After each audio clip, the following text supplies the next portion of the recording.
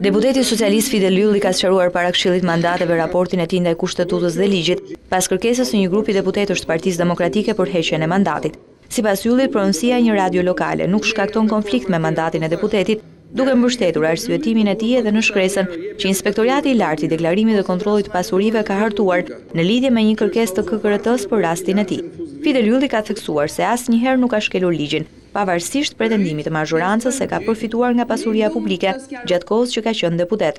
Në kushte quhem deputet, kam pas një licencë të mbartur të një radio lokale ku dhe ligji, se ju kapni vetëm kushtetutën, por ndoshta dhe ju mund thoni pse mbushesh me frymë. Se ajri është pasuri publike, pse hyp në autobus, se autobusi është pasuri publike. Por ka një ligj të konfliktit të interesit, zonja Josefin, që thotë që nuk mund të zotrojë në mënyrë aktive asnjë aksion ose pjesë kapitalit të një shoqërie tregtare nëse ajo rezulton me treg dominues. Një radio lokale që është vetëm për pjesën e Tiranë nuk ka treg dominues. Ky është një show që ju do të dështoni me turp zonja kryetare. Shfrytëzimit pasurisë publike. Do t'ja tregojmë shqiptarëve në gjykatën kushtetuese ne.